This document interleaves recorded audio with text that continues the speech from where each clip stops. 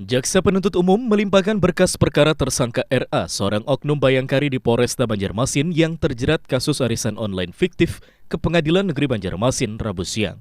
Dalam berkas perkara pertamanya, tersangka RA dikenakan pasal 378 KUHP tentang penipuan dan Undang-Undang Nomor 11 Tahun 2008 tentang Informasi dan Transaksi Elektronik atau ITE.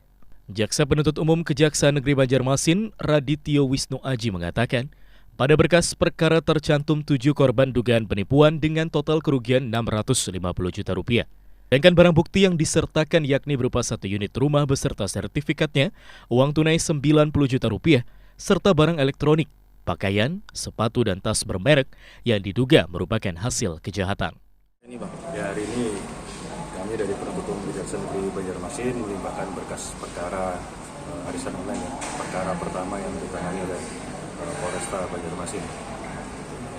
Ada berapa Bang yang di berkasnya Bang? Yang berkasnya untuk saat ini baru satu ya, baru satu berkas perkara pertama. Nanti kemungkinan ada perkara kedua dari Polresta tapi masih belum tahap 1. itu atas nama siapa? Tersangka atas nama RA ya, inisialnya RA. Kalau untuk suaminya gimana? Untuk suaminya, pemberitahuan nama tersangka sudah masuk ke kami, tinggal nanti pemberkasan kami masih menunggu dari pihak penyidik Polresta Banjarmasin. Nanti suaminya sidang umum juga Bang? Sidang, tapi nanti mungkin tidak bersamaan. Disiplinnya? Ya, disiplin berkas perkara. Untuk perkara RA Bang, mungkin bisa diingatkan nih pasal-pasal apa yang dikenakan itu? Pasalnya kami memasang ada 2. Yang pertama pasal 378 KUHP tentang penipuan, yang kedua tentang penipuan yang dilakukan dengan secara elektronik, jadi menggunakan undang-undang ITE.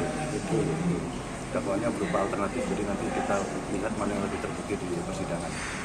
Untuk TPPU-nya gimana Bang? TPPU itu nanti masih kewenangan penyidik ya, jadi kami nanti masih menunggu SPDP-nya dulu, karena sampai dengan detik ini kalau di Kejaksaan Negeri Banjarmasin hanya menerima 2 SPDP terkait perkara penipuan. Dan 2 perkara SPDP di Kejati, Kalimantan Selatan. Untuk sekarang yang bersangkutan tersangka dititipkan di mana? Sementara masih kami titipkan di rutan Polresta Banjarmasin, tapi nanti untuk faktor keamanan dan lain-lain kami setelah persidangan kami akan pindahkan ke LP khusus wanita di Martapura. Bang, hasil pemeriksaan dari kejaksaan sendiri Bang, mungkin Bang untuk tersangka apakah memang mengakui kah memang melakukan? Untuk sementara ini memang tersangka mengakui semua perbuatan. Tapi itu kan masih pengakuan ya. Nanti kita lihat di persidangan bagaimana nanti. Sejauh ini kondisinya bagaimana? Karena kan masih dalam kondisi hamil. Ya, kondisinya bagaimana? Info yang kami dapat memang tersangka dalam kondisi hamil, ya kan? Jadi ya masih kita pantau lah kondisinya. Nah, itu juga yang menjadi alasan kami nanti untuk memindahkan ke yang bersangkutan ke LPK wanita di Martapura. Ya, jadi kami Pengadilan Negeri Banjarmasin sudah menerima berkas tersebut dari Jaksa Penuntut Umum. Cuma sampai dengan sekarang kami belum input masuk ke dalam SIPT kita karena berkas juga baru kami terima. Dan setelah itu nanti kita input di SPP dan juga menunggu Ketua Pengadilan Negeri Banjarmasin untuk menunjuk majelis hakimnya. Itu biasanya kapan sidang Pak? Kalau setelah diterima itu Pak? Jadi untuk persidangan setelah ditunjuk majelis hakim, nanti majelis hakim yang menentukan hari sidang. Nanti majelis hakim menentukan hari sidang kapan akan dimulai persidangannya.